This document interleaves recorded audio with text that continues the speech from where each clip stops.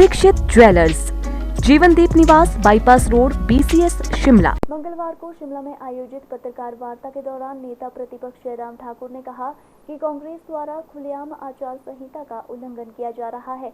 उन्होंने कहा कि चुनाव से ठीक पहले बिना बजट के सरकार ने महिलाओं को 1500 रुपए देने की योजना की शुरुआत की। उन्होंने कहा कि विधानसभा में एक बार कांग्रेस ने इस तरह से धोखाधड़ी की, लेकिन इस बार भाजपा कांग्रेस को मातृशक्ति के साथ इस तरह का धोखा नहीं करने देगी। उन्होंने कहा प्रदेश की महिलाएं इस झूठ का जवाब कांग्रेस को अवश्य देगी। उन्होंने कहा कि हिमाचल के लोग प्रधानमंत्री नरेंद्र मोदी की जनहितकारी योजनाओं पर वोट देकर भाजपा को हिमाचल की हर सीट से जीत दिलाएंगे।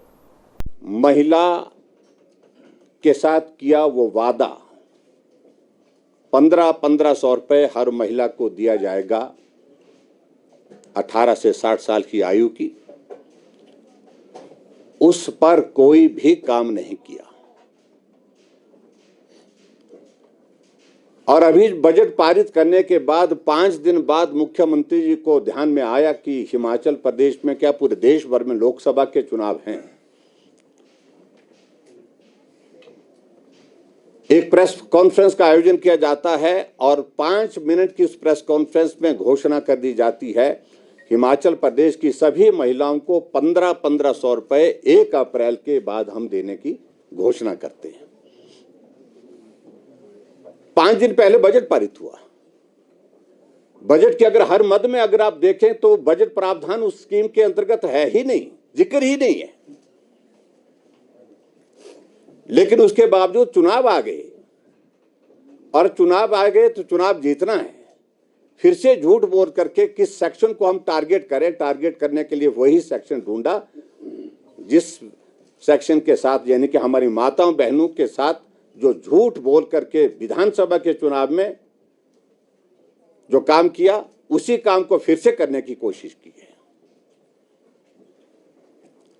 और उसके पश्चात हमने इस बात को भी देखा कि हिमाचल प्रदेश में एक फॉर्म बनाया गया और ये फॉर्म लगभग उसी तरह का फॉर्म है जो विधानसभा के चुनाव से पहले उन्हें महिलाओं की गारंटी के लिए वो फॉर्म भरे थे, जिसमें उन्हें गारंटी दी कि हम गारंटी देते, हम धारक जो है वो इस बात की गारंटी देते हैं कि हर महिला को 1500 रुपए दिया जाएगा।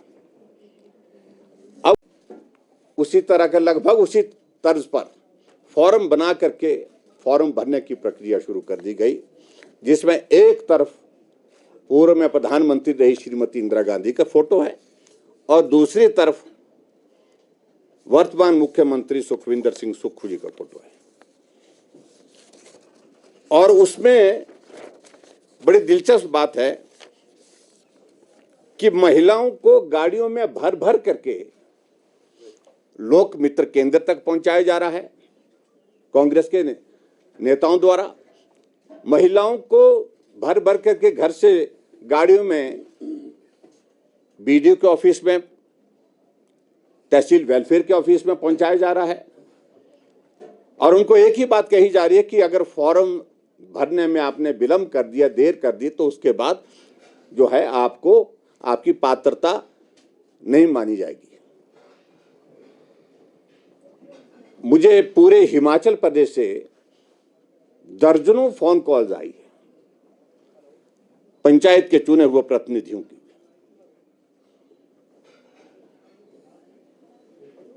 और कुछ जगह जनप्रतिनिधियों के साथ साथ में कर्मचारियों के, अधिकारियों के भी फोन भी इस बात के लिए आ रहे हैं कि वास्तविकता क्या है।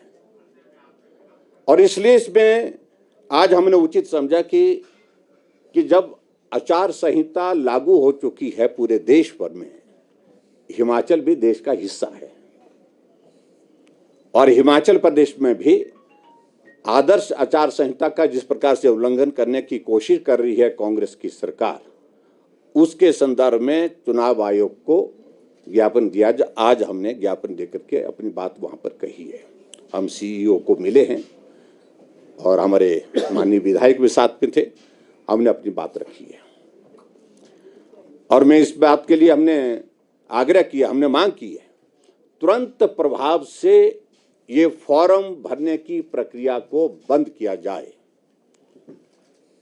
इसी तरह के फॉर्म विधानसभा के चुनाव से पहले भरे गए थे, लेकिन उसके बावजूद 1500 रुपए नहीं मिले। इसी प्रकार के फॉर्म अब दोबारा लोकसभा के चुनाव से पहले भरने की प्रक्रिया शुरू की है और अब भी नहीं मिलने वाले हैं। कि मालूम है कि उनको अच्छी तरह से मालूम है कि आने वाले समय में जब आचार संहिता लग जाएगी तो आचार संहिता लग गई, अब इसके बाद घोषणा करने में कोई फर्क नहीं पड़ता उनको, क्योंकि देने तो है नहीं। और मित्रों, मैं ये भी कहना चाहता हूं कि हिमाचल प्रदेश में इस प्रकार से जो आदर्श आचार संहिता का उल्लंघन किया जा रहा है, इस संदर्भ में हमने इलेक्शन कमीशन को जो आग्रह किया है, मुझे पूरा भरोसा है, पूरी उम्मीद है, उस पर निश्चित रूप से कार्रवाई होगी। Bureau report, city channel, Shimla.